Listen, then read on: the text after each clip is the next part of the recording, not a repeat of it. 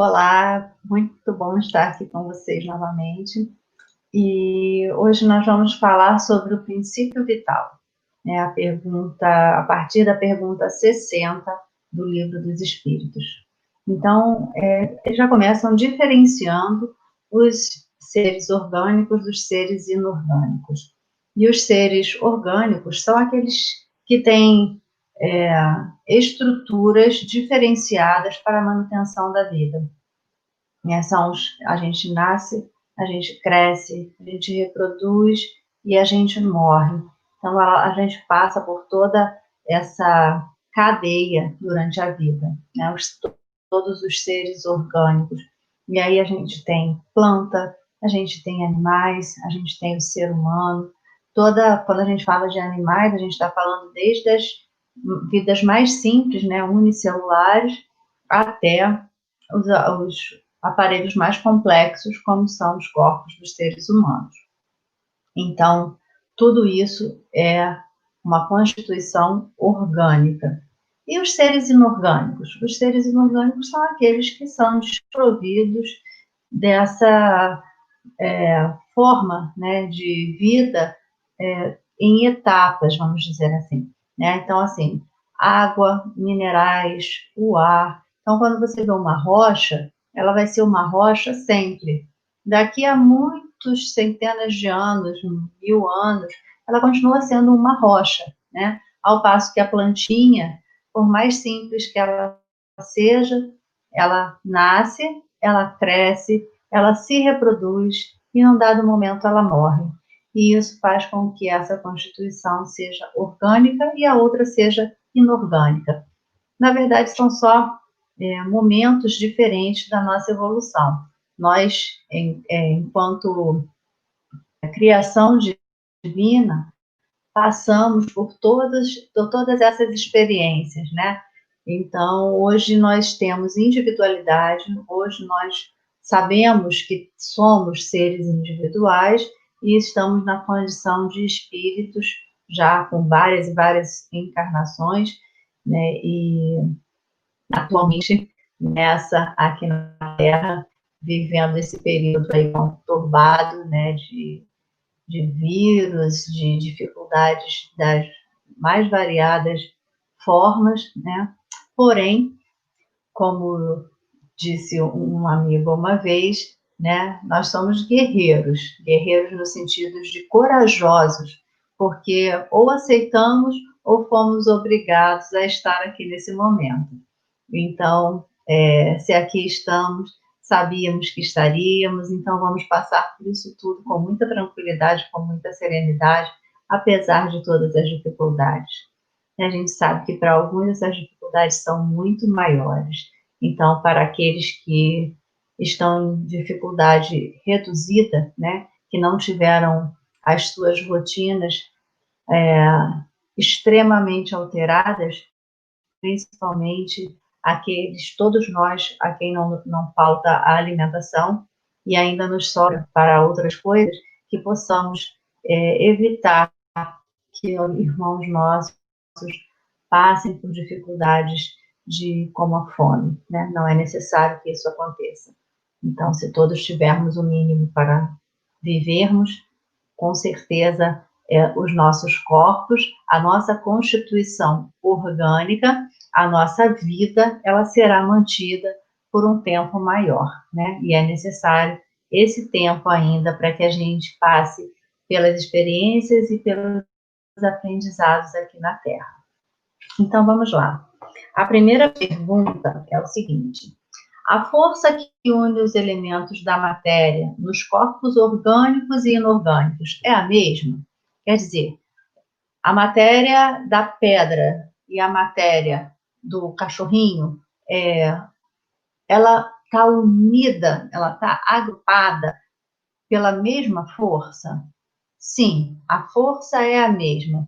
Vamos dizer assim, o que faz com que essa matéria fique junta é a mesma força.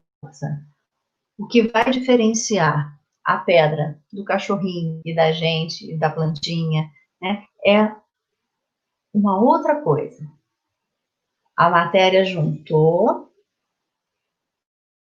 E a nossa matéria, ela está animada. A nossa matéria, ela tem vida, aquilo que a pedra, a água, o ar não tem. Então, não é a força de atração.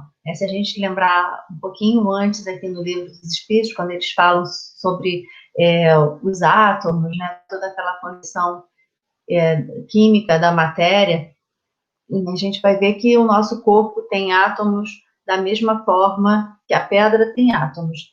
E são os mesmos, né? Não, eles não mudam. Aquela tabela periódica que a gente aprende na escola, né? Ela é única para todo o nosso planeta. Né? Então, aqui, tudo que a gente procurar vai ter hidrogênio, vai ter carbono, vai ter oxigênio, vai ter nitrogênio.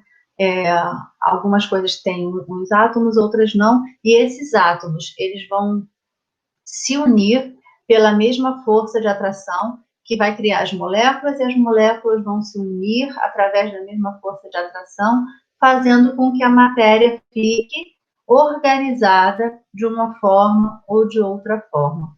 Porém, a força que une a matéria, que faz com que ela fique com uma determinada forma, esta força é a mesma, tanto nos seres orgânicos como nos seres inorgânicos.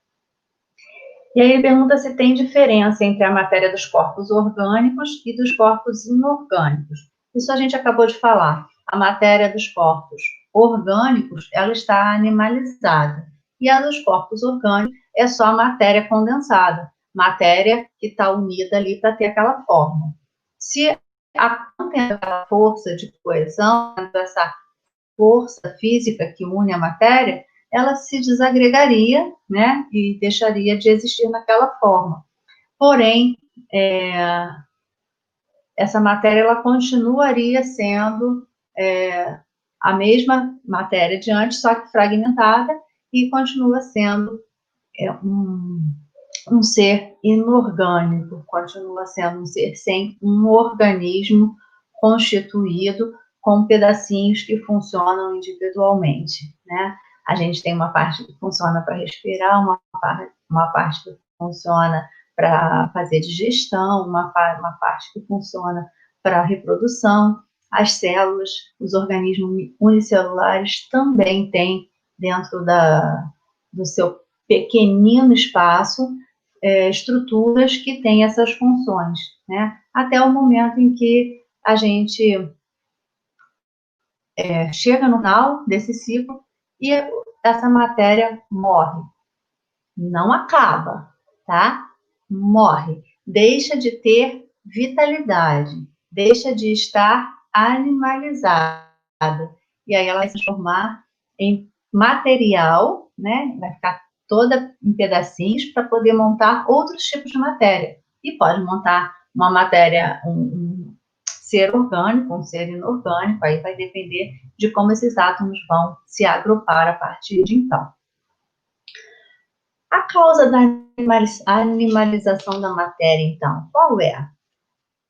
O princípio vital, esse que viemos falar aqui hoje. Né? No início, a gente tem Deus como nosso Criador, Criador de tudo que existe no universo, e a partir daí, Deus cria dois princípios. O princípio espiritual, que vai dar origem a nós espíritos. Né? É o princípio que vai fazer a parte intelectualizada da criação. E o princípio material, que é o princípio que vai dar origem a toda a parte material do universo, que a gente costuma chamar de fluido cósmico universal, ou princípio cósmico universal, ou simplesmente de princípio material. Dali é que surge qualquer tipo de matéria que a gente encontra, né? Desde o nosso perispírito, que é uma parte que vive, vamos dizer assim, acoplada, né, a nós espíritos, que é necessária, é feita da matéria do planeta onde nós vamos reencarnar, e é necessária para poder fazer essa união do espírito com a matéria, para que o espírito possa intelectualizar a matéria. E essa matéria é muito sutil, né? Até a matéria que a gente vê normalmente, né, dos seres uma constituição mais complexa, como é o organismo que a gente vem habitar quando reencarnamos. Então, toda essa matéria sai do mesmo lugar, sai da mesma fonte, vamos dizer assim, que é o princípio material. O fluido vital ele também uma estrutura, um princípio constituinte, é um princípio constituinte do universo, né? Porque é preciso que exista esse princípio para que exista a vida. Porém, ele não mais um princípio criador, vamos dizer assim. Ele também sai do princípio material. Então, sim, é necessário para a constituição do universo, sim, sai do mesmo princípio material que saiu todo o restante de matéria que a gente tem no planeta. A próxima pergunta, ela fala o seguinte: o princípio vital reside num agente particular ou é apenas uma propriedade da matéria organizada? Uma palavra, ele é efeito ou ele é causa? A resposta é uma e outra. A vida é um efeito produzido pela ação de um agente sobre a matéria. Então, é um princípio vital agindo sobre a matéria, que a causa é isso que a gente chama de vida. Esse agente sem a matéria não é a vida. Assim como a matéria não pode viver sem esse agente. Ele dá vida a todos os seres que o absorvem e assimilam. E aqui a gente começa a fazer uma comparação com algo bem palpável, né, do nosso dia a dia, para ficar simples da gente compreender. Um carro, por exemplo. O carro, ele é uma estrutura organizada, né, e a gente até tem uma coisa interessante, né, quando a gente está falando do carro, que quando o carro para de funcionar repentinamente, a gente utiliza a expressão "e o carro morreu". Né? Então, é como se o carro, de alguma forma, algo fizesse com que o carro tivesse uma vida, não uma vida animalizada como a nossa, mas sim algo que faz com que esse carro funcione, com que ele não seja só um punhado de matéria agregada e organizada. E isso que faz com que o carro funcione é o combustível.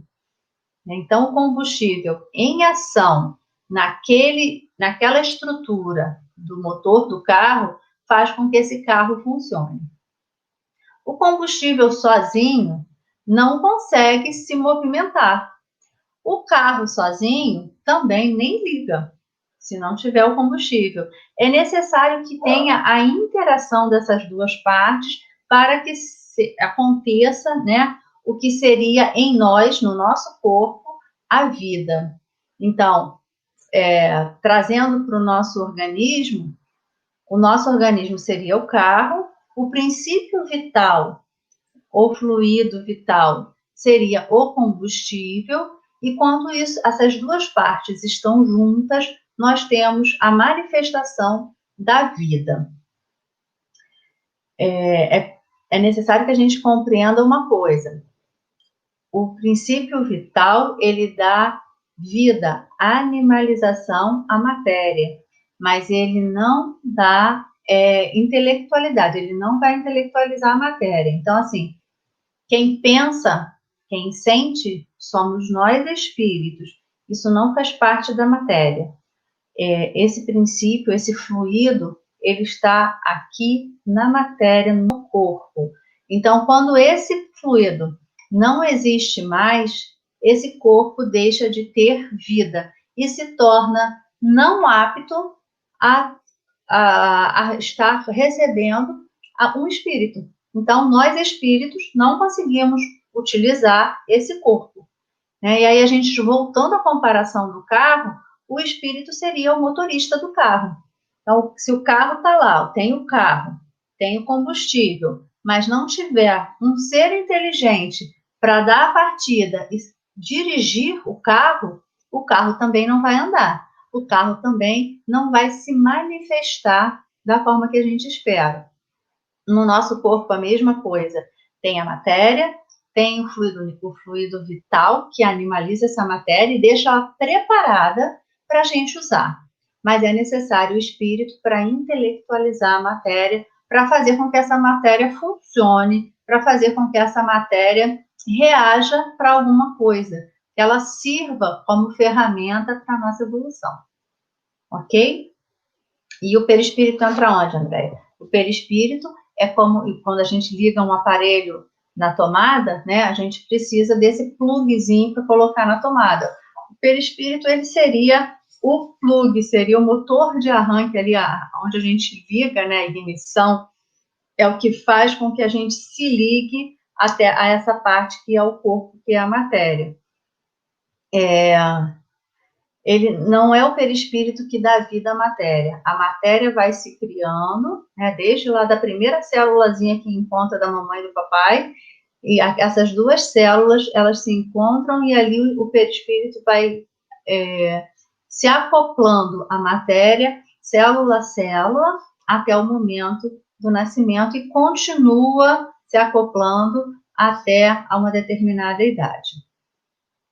Bom, isso dito, a gente vai adiante.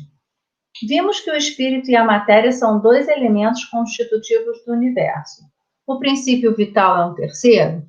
A gente já falou, né? O princípio vital é um elemento constitutivo, porém, se origina também no fluido cósmico universal. O princípio vital reside num dos corpos que conhecemos? Ele vem do fluido cósmico universal. É assim, a gente observa que Kardec tentava fazer várias perguntas para ter certeza de que as respostas, que o que ele estava recebendo e compreendendo estava correto, né? Então, é só uma reafirmação do que já estava sendo dito. Ele tem sua origem no fluido universal, é o que chamais fluido magnético ou fluido elétrico animalizado. Ele é o intermediário, o elo entre o espírito e a matéria. O princípio vital é o mesmo para todos os seres orgânicos? Sim, o princípio vital é o mesmo para todos os seres orgânicos. Vai diferenciar de acordo com as espécies, de acordo segundo quais espécies mesmo, né? Então, assim, dependendo de cada estrutura, né, você vai precisar de um fluido vital, de uma forma ou de outra forma, mas tudo é fluido vital, ok? É aquilo que vai dar esse movimento para a matéria. A vitalidade é um atributo permanente do agente vital, ou então, esta vitalidade só se desenvolve pelo funcionamento dos órgãos? A vitalidade só se desenvolve com o corpo. A matéria, sem o fluido vital, ela é inerte, ela não tem vida. É necessário a união dos dois para a gente gerar vida. Então, é preciso sim que tenha as duas partes, ok? Nós podemos dizer que a vitalidade se acha em estado latente quando o agente vital não está unido ao corpo? Sim. Vamos lembrar lá o que é estado latente, né? Algo em estado latente. Algo em estado latente é algo que está ali preparado, pronto para ser algo maior, mas ainda não se desenvolver. Então, por exemplo, uma semente, né? Uma semente, ela contém toda a condição de se tornar uma árvore frondosa, uma árvore com frutos, enfim, uma árvore, naquela semente pequenininha. Então, tudo da árvore está contido nessa semente, em estado latente, esperando a condição certa para poder acontecer. E assim, também é a vitalidade no nosso corpo. Está tudo ali esperando esse fluido para poder acontecer. O fluido está ali com tudo que é necessário para que a vida aconteça. Quando junta as duas partes, e aí fica favorável tanto para um lado quanto para o outro, essa manifestação da vida. Então, tudo aquilo que está no estado latente vai desabrochar e vai fazer com que a gente tenha a vitalidade. Ok? Então, gente, princípio vital, ele parece uma coisa muito complicada, mas é muito simples da gente compreender. A gente não vai saber explicar, né? Nem, talvez a gente nunca consiga compreender como é o fluido cósmico universal, né?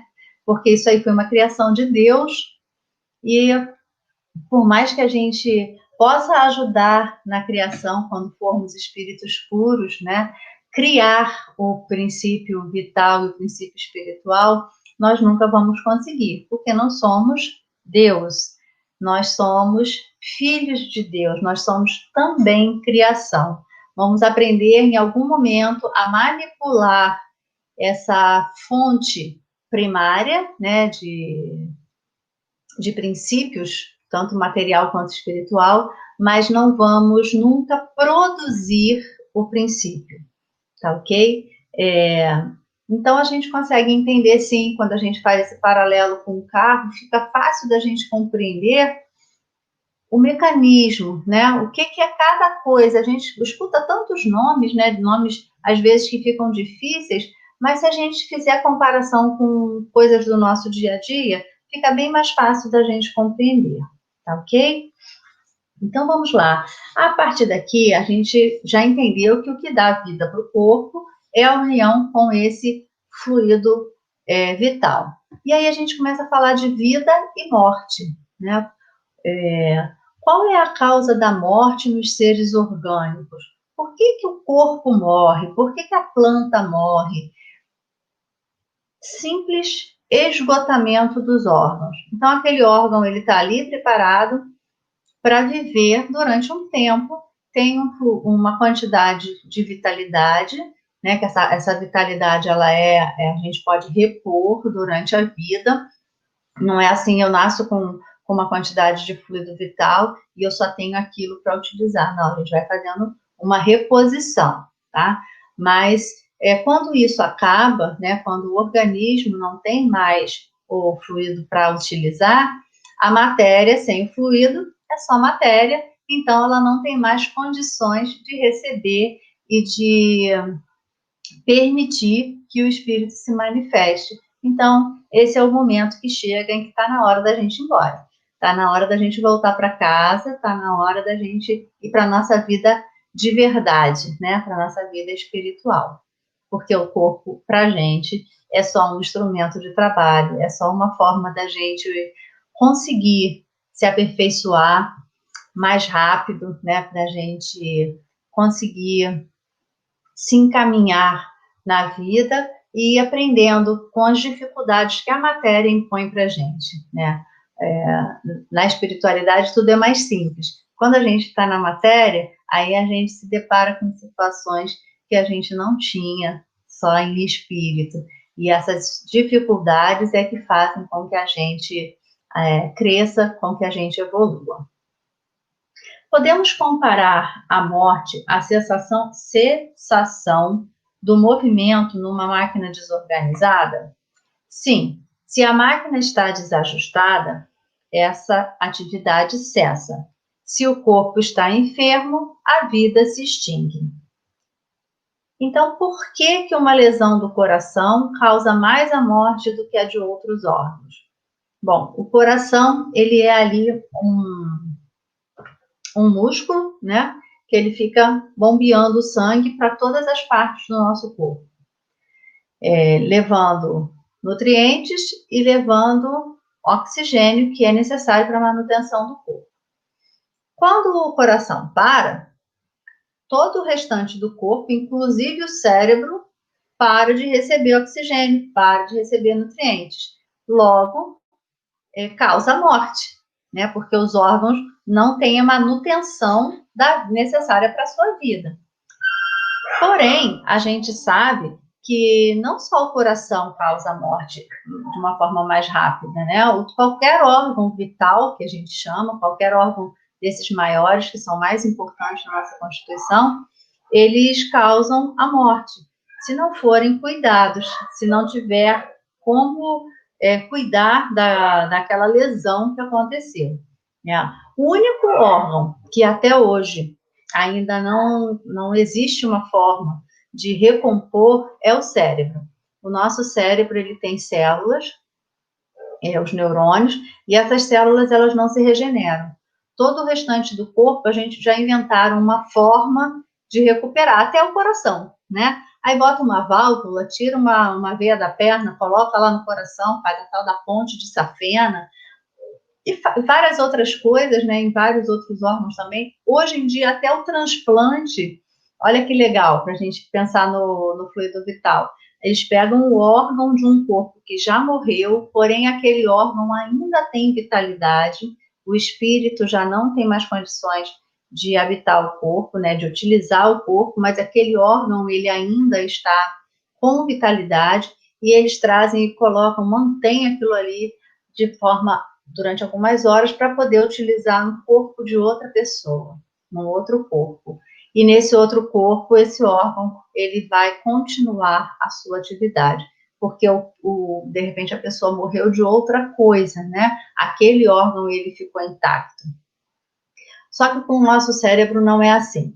O nosso cérebro, mesmo as pessoas que têm uma lesão, por exemplo, perdem a fala, e elas conseguem voltar a falar no futuro, não foi porque eles conseguiram reconstruir aquela parte do cérebro, foi porque um outro pedacinho do nosso cérebro, que não era responsável por essa fala, conseguiu aprender como utilizar do seu mecanismo para contribuir com a fala. O nosso cérebro, ele tem essa plasticidade, que é muito interessante, porém ele não se regenera. Então, se a gente perder uma parte do cérebro responsável, por exemplo, pelos movimentos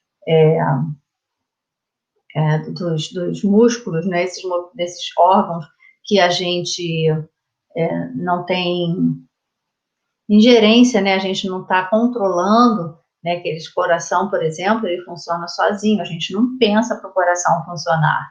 Então, se a gente perde uma parte do cérebro que é responsável por isso, a gente também perde a condição de habitar esse corpo, porque o corpo vai morrer, ok? O que se tornam a matéria e o princípio vital dos seres orgânicos quando da morte deles? Então, quando a gente morre, o que a gente? Olha só, olha a gente habituada a falar que a gente morre, né? A gente não morre, quem morre é o corpo.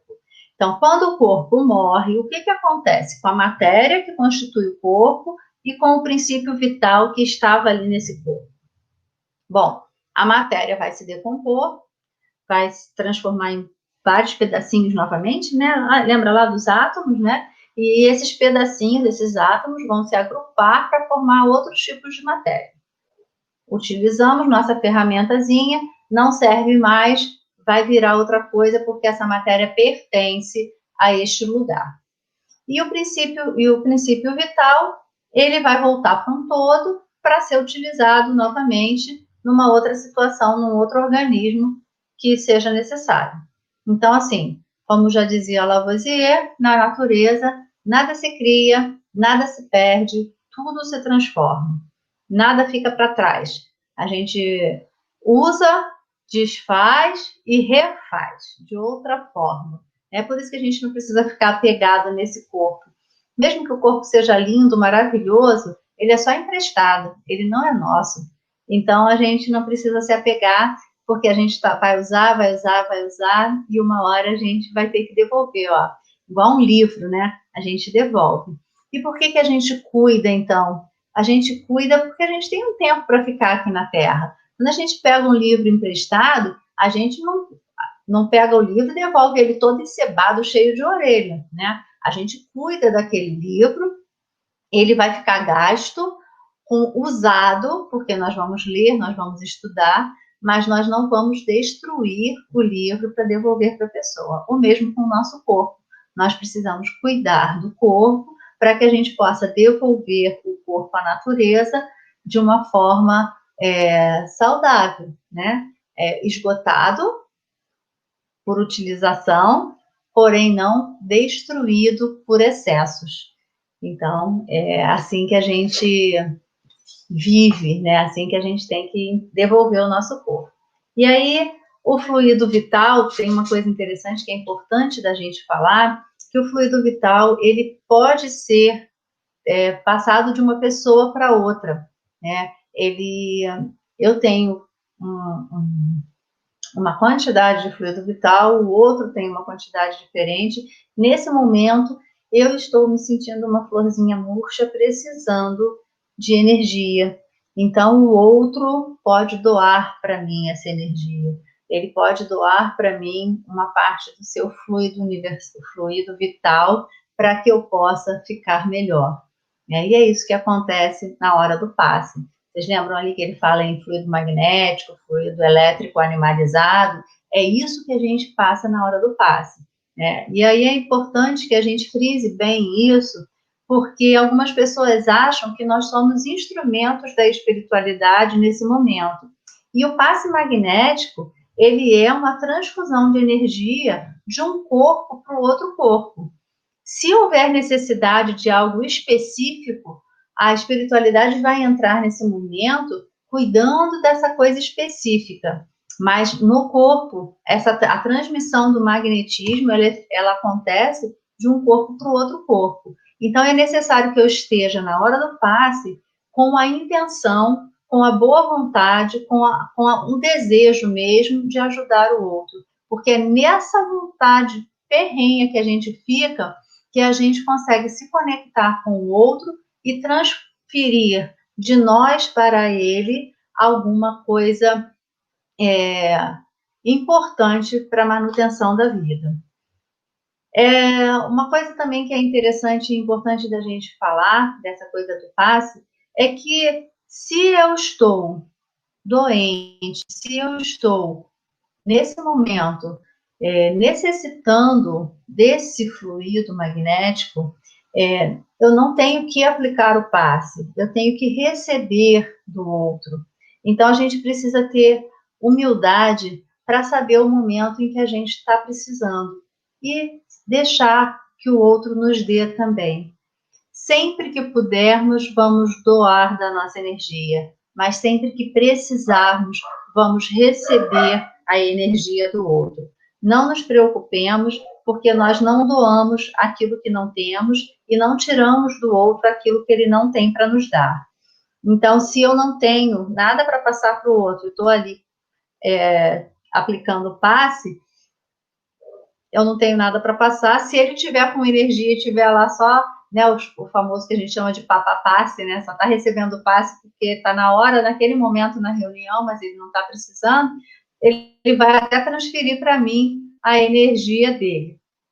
Então, que a gente tenha sempre essa boa vontade, essa intenção na hora do passe, para que a gente possa fortalecer, né, os nossos irmãos que naquele momento estão precisando mais do que nós. Bom, vamos lá. Inteligência e instinto. A inteligência é um atributo do princípio vital? Não, a inteligência é um atributo do espírito.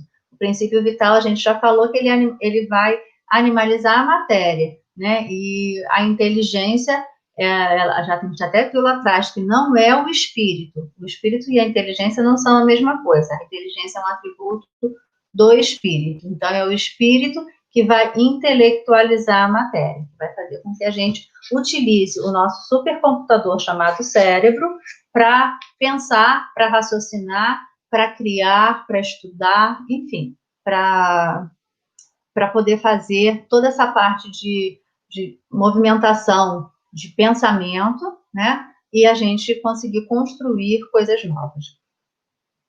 Qual a fonte da inteligência? Já o dissemos, a inteligência é universal. O instinto é independente da inteligência? Não, pois é uma espécie de inteligência. O instinto é uma inteligência não raciocinada. É através deles que todos os seres provêm as suas necessidades. Então, assim, desde o animal mais simplesinho até nós, o instinto ele está permanente, né? Até nas plantas. A planta ela cresce na direção do sol. Então, se eu colocar minha plantinha aqui, acuadinha num cantinho, sem sol, e só tiver um pontinho por onde entra o sol, ela vai ali por aquele pontinho, né? Ela passa no buraquinho e consegue ir na direção do sol, porque ela precisa do sol para sobreviver. Então, é uma espécie também já né, de instinto, de começo de instinto, né? O animal, ele já vive mais isso, né? O animal, ele vive 100% praticamente no instinto, né? E nós, com o tempo, vamos esquecendo, deixando de lado o instinto, porque temos a razão, porque temos a inteligência, né? Isso nos dá livre-arbítrio, nos dá essa capacidade de raciocinarmos, e aí a gente começa a achar que instinto é coisa de bichinho, não é coisa de gente, e pelo contrário, o instinto, ele nos guia muitas vezes pelo caminho certo, né? Se nós seguíssemos mais os nossos instintos, nós acertaríamos mais. E quando eu falo instinto, eu não estou falando de ideia de outra pessoa, tá? Nem de encarnado, nem de desencarnado. Instinto é aquilo que a gente faz quando a gente não pensa para fazer. Ou seja, a gente não raciocina antes. Alguém tá com uma coisa na gente, a gente se protege. Isso é instinto. Se eu for pensar para me proteger, a coisa que me atiraram vai me atingir. Não dá tempo. E aí a gente age por instinto. Ok? É certo dizer que as faculdades instintivas diminuem à medida que crescem as intelectuais? Não. O instinto existe sempre. O homem é que o despreza. O instinto também pode conduzir ao bem. Ele quase sempre nos guia e algumas vezes com mais segurança do que a razão. Ele nunca se extravia. Por que a razão nem sempre é guia infalível? Essa pergunta é muito boa, né? Por que então, já que a gente não quer agir por instinto e a nossa razão, ela nem sempre é infalível? Seria infalível se não fosse falseada pela má educação, pelo orgulho e pelo egoísmo. O instinto não raciocina. A razão permite a escolha e dá ao homem o livre-arbítrio. Então, gente, a nossa condição de ser humano, a nossa condição de espírito encarnado, né? Ela nos permite essa liberdade de escolha. Ela nos permite pensar, raciocinar, concluir e escolher o que achamos melhor para nós. Então, o meu desejo aqui, nesse finalzinho desse nosso encontro, é que todos nós possamos raciocinar e escolher o caminho certo. Escolher sempre o caminho do bem, escolher sempre o caminho da verdade, o caminho que nos leva a Deus. Independente de que caminho seja esse. Que seja a sua verdade, que seja no que você acredita agora e que seja sempre baseada nas leis de Deus. Porque as leis de Deus não mudam, as leis de Deus, elas permanecem para todo sempre. Então, aquilo que é verdadeiro, que é belo, que é bom, é para a vida toda. Não vai mudar. Tá ok? Um grande abraço para todos e até a próxima.